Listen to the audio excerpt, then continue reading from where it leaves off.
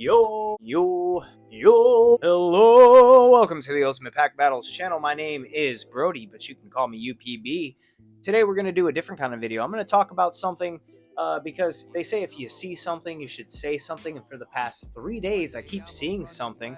And I don't exactly know how I feel about it, but I want to just put it out there and see how you guys feel about it. Today's video is going to be about Jason Paige. Before we start getting to talking, I just want to say I have zero bias here. I enjoy Jason Paige as the original OG theme song singer for the Pokemon anime.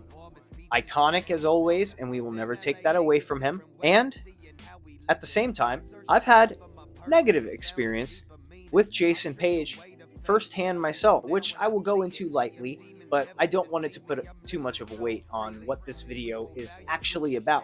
But if you want the tea, I spill it. Basically, it was last February. I was at Orlando Collecticon with Ian, and Jason Paige was there performing. The Yin Yang twins were there as well, which I felt was weird, but you know, it was cool too. Anyway, at one point, I'm at a table. I see these flyers, right? And the flyers are for this trade night that's put on by Jason Paige, and it all looks nice and good. It's at Dave & Buster's. I'm like, you know, sounds fun.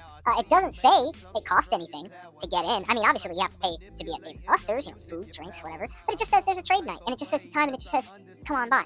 Doesn't say there's an admission price. We get there, and it's a little private room, and they want $50 per person at the door. Now, in defense of them, I will say that, I should have maybe assumed that a celebrity trade night, you know, would maybe have to have an admission price, you know, so it isn't too accessible, so that the place doesn't get swarmed with people from the convention. Makes sense. But at the same time, like, my God, if you're going to charge $50 to get into the room, put that on the flyer. Put admission at the door. You don't even have to put the price, but put admission paid at door, so people know and get an idea, hey, I gotta pay to get into this. Because in all truth, if I had seen that there was $50 to get in on the flyer, I may have set aside $50 and made sure I had that aside so that I could go to that trade night. It might have been a fun experience. I know probably Unlisted Leaf was there, probably other voice actors from the convention, probably could have had a nice time chatting, hanging out, got a couple autographs, got some food and drink. Probably would have been a decent time, but the fact of the matter is, I didn't know there was an admission price on this thing. So I was a little dejected at that. Ian was as well, who was with me, as I said before. But I can play devil's advocate. I can be in this situation where I'm like, man, that was a goofy move. If you're going to tell me I need to pay at the door, put it on the flyer.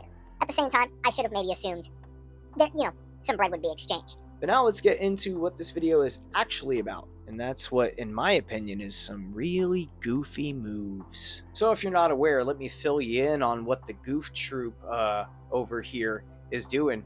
So if you see here in his hands, he has a Charizard holo. That Charizard holo is in terrible shape because he intentionally put it raw into his pocket so that he could wear it down and damage the card while he performs on stage. Then he plans to take that card and send it off to PSA so that he can get a PSA 1 grade on that card, as well as a special label that says it was worn by Jason Paige, which he deliberately states he is doing to increase the value of the card, more than likely for a quick flip.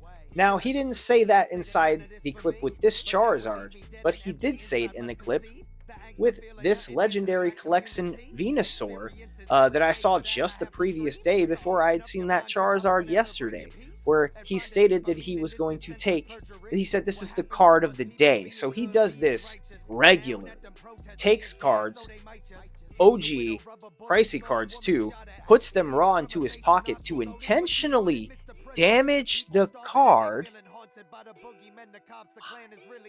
just so he can grade it for a PSA 1 with a special label that has his name on it, that he hopes will increase the value on that card. Now, I'm not going to say it's market manipulation. That's far beyond me. I'm not sharing that opinion. I'm just voicing the happenings, all right? If you feel some type of way about it, leave it in the comments down below. I urge you to. Remember also to hit that like and subscribe to the Ultimate Pack Battles channel. I'm going to be trying out more videos like this, as well as you can catch me doing some live streams here and there, so stop on back by. So, while I won't say this is market manipulation, I will say it's a goofy move. The man is trying to intentionally put his name on that card in hopes of increasing its value so that he can sell it. Now, that could be a smart move. If I didn't just happen to also see a video today where he claims to have signed $200,000 worth of cards to send them off. And yeah, that's it. It wasn't clear in the video whether or not he was going to be grading those cards or if he was just going to be sending them off to get authenticated for the autographs. But I will say, if he did intend to grade them, him sliding those cards raw on the table, which makes me wince, by the way, is definitely going to bring that card's value and grade down significantly. You're not getting a 10, not even getting a 9. You'd be lucky to get an 8, bud. So I sure hope that those are just meant to be authenticated for autographs. That aside, there was like a couple things that really bothered me. The first one was him sliding those cards raw across the table. We already got to that one. But the other one was this other guy. I don't know if it was his cards that were being signed, and that's why he was sort of kind of micromanaging Jason Paige. But this guy was really kind of on his back for a minute. Jason Paige was trying to do, he just did a whole bunch of black ones. And then he switched to red for 1 second and started doing one signature with a red marker.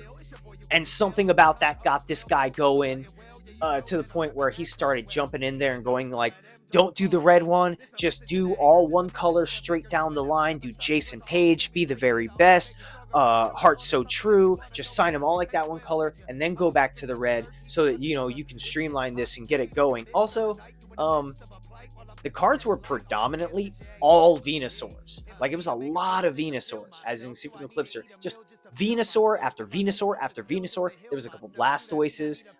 There was some Gengars thrown in the mix there, some Topps cards that were cool. And, you know, for the most part, throughout the entirety of the signing, it seemed like they were keeping things very bread and butter. Just Jason Paige, be the very best. Gotta catch them all. Heart So True. Jason Paige, be the very best. Heart So True. Gotta catch them all. Like, all straight down a row. And then out of nowhere, they were on the phone with some guy who's like, I want a backwards autograph by Jason Paige. I want it in reverse. And sure enough, on a Blastoise, Jason Paige did sign it backwards. That one, I gotta say, pretty cool. That one's probably going to be the top seller of the bunch. Anyway, fact of the matter is, you're trying to increase the value of cards by including your name, and then you're oversaturating the market with your name. Anybody else see a problem? There's these things called supply and demand, and especially in a collector-driven hobby, scarcity is key. And you're doing the complete opposite of scarcity. You're making your name the most common thing out there, in my opinion. And I don't think that's sure to increase the value. You're not going to see the huge leaps and bounds you're looking for. Definitely going to see a return. Definitely going to see a return.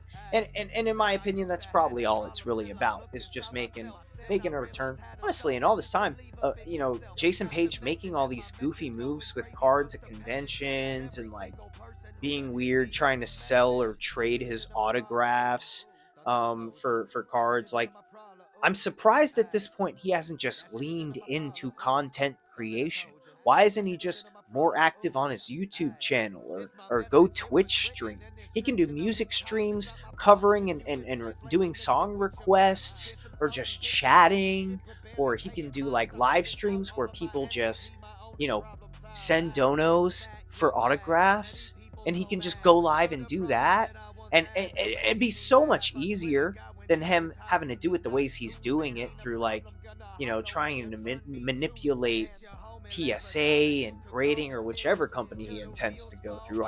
I'd assume PSA. But anyway, that's all I really want to say about this topic. If you want to call it market manipulation, do so in the comments below. Also, please leave a like and subscribe to my channel if you want to see more. Anyway, whether it's your morning, your afternoon, or your evening that you joined me here on the Ultimate Pack Battles channel, hope you had a good morning, afternoon, or evening.